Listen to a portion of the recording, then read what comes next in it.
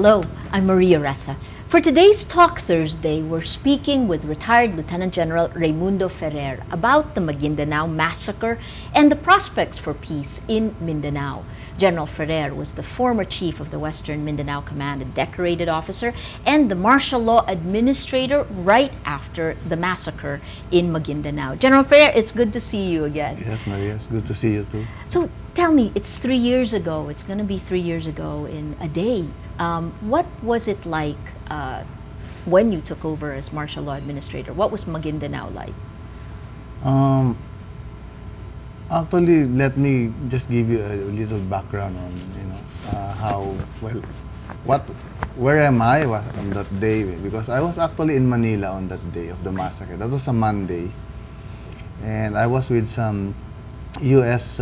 Military personnel in the USAID office and presenting a development project for Basilan, because we were working together to push some development project in Basilan. And then Yes.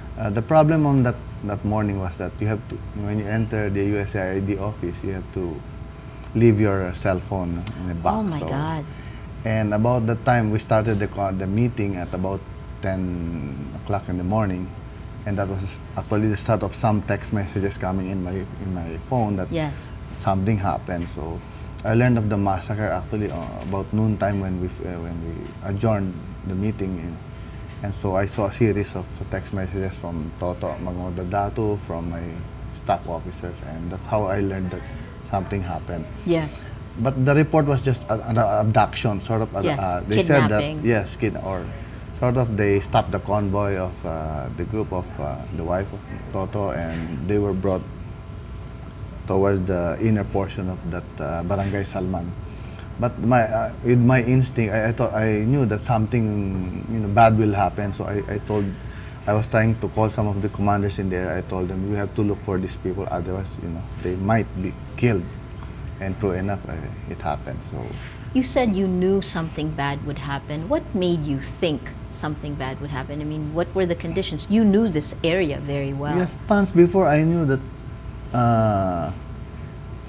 when Toto Maguindanao decided, to run for governor, he's in a way he's challenging the old man, Andalang Patuan. And in their culture, when the old man says, "Okay, I want my son to take over, to take over me as governor." In their culture, if you're like a younger person and you challenge an old man, and he's in fact he's the patron of everybody. So it's for them, in the Muslim culture they call it marata, but you're in a way dishonoring the old man. You're defying him, and and when you defy a warlord, for example, it's like challenging him to a fight. And I think in a way Toto was one that if he pursue his ambition or to run, and they might do him harm, and so he tried to avoid that situation.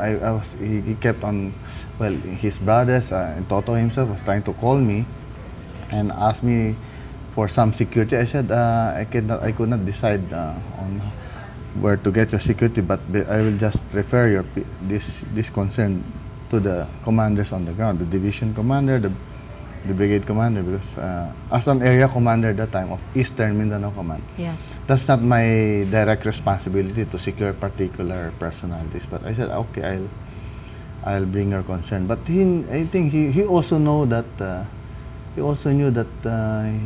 there is some threat on his life. But I told him, you might be better avoid direct confrontation with these people, because I know they have their own armed bodyguards, armed group, and while Toto's family also has some security, they have also Kafgo people around them. They have also police escorts. Toto being the vice mayor at the time of Buluan, so I said, just avoid a direct confrontation with the old man.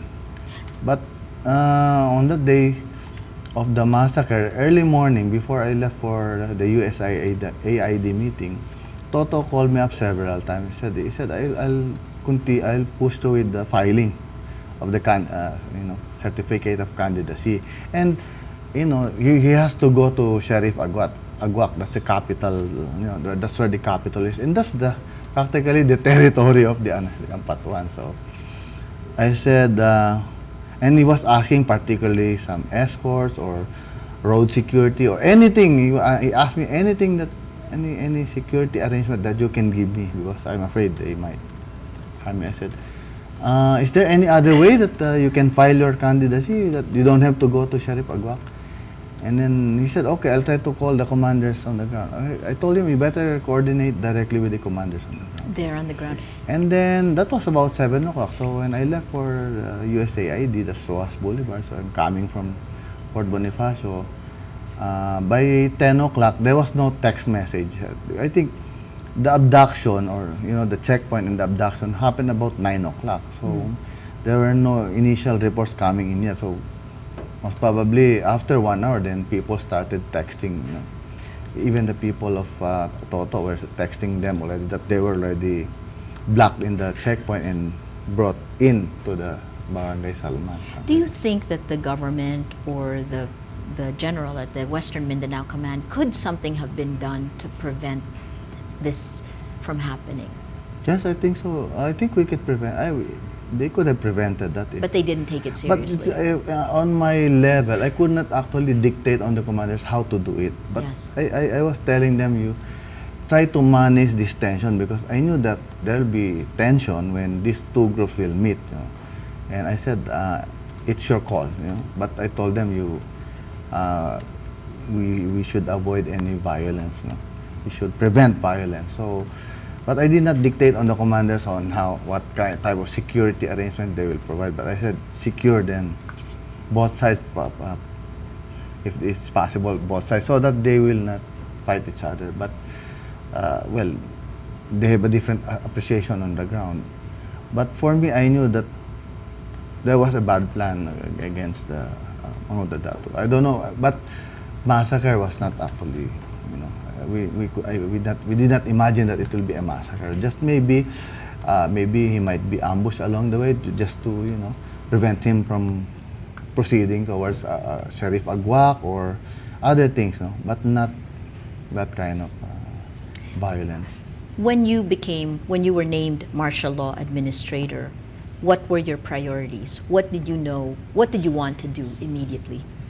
Actually, first I did not want to be when they called me up to telling me to implement martial law, I said, why don't you look for other generals not stationed in the area, so that so that we can assure that there'll be no bias in implementing, doing all the arrests. And no, they said, no, you better just do it yourself, because you know the situation. You're much better.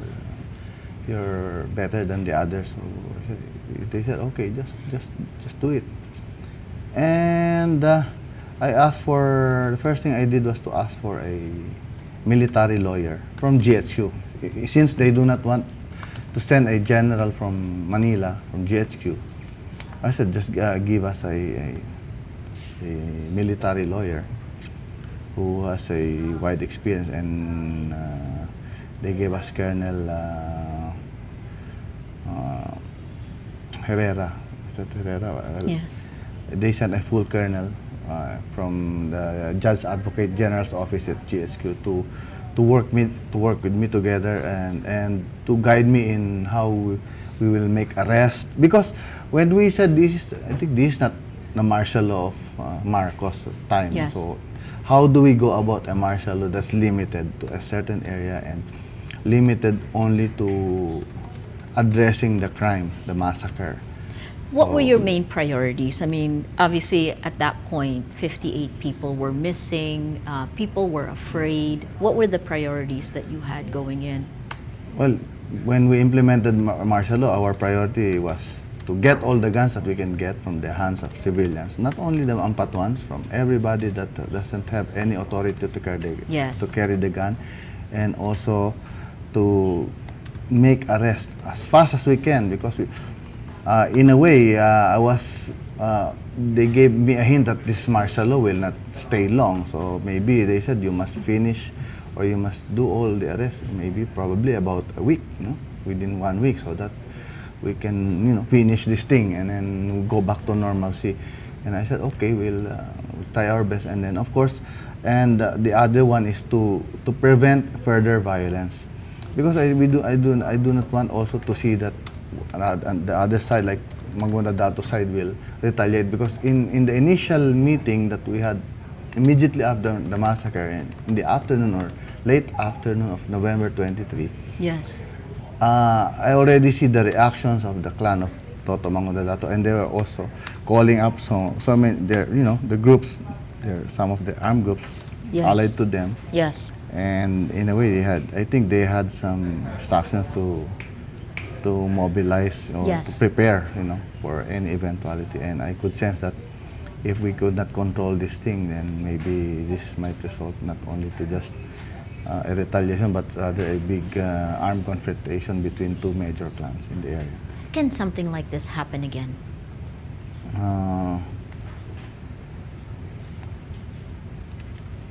There's always the possibility of violence, especially in this kind of environment like Maguindanao. There is intense political rivalry until now, because part of the culture is really to maintain power. And I would not say that there are no more existing warlords there.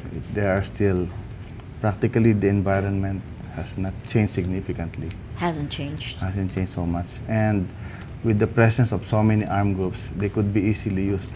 In fact, going back to the scenario, even if we have now sort of a framework agreement with the MILF, there are members of MILF that could be used for political violence also, because Yes. they are related to the warring clans. Yes. The Ampatuans have allies in the MILF. The Mangudadatos have allies in the MILF. They have relatives in the MILF, and even if the organization will not allow these things, but still members could voluntarily join the clan and fight each other. What lessons have we learned, though, and what steps have we taken to try to minimize the possibility of violence? I really don't know. I couldn't even mention any template or formula. It really requires thinking commanders on the ground. You really have to balance. I was when I was actually rotated to the 6th Division, when I was a division commander coming from the 1st Division in Zamboanga Peninsula. I was rotated to 6th Division. I knew that the biggest challenge is how do you manage these clans? Not just, I do not even look at the MILF as a big challenge. The Yes, MILF, yes. because there is a leadership, there is a structure, and there is an existing ceasefire mechanism. So I know that if you utilize this mechanism, then you can manage the conflict with the MILF. Yes. If you follow the process. Yes. But the hardest thing to manage there are the political clans who has control over armed groups.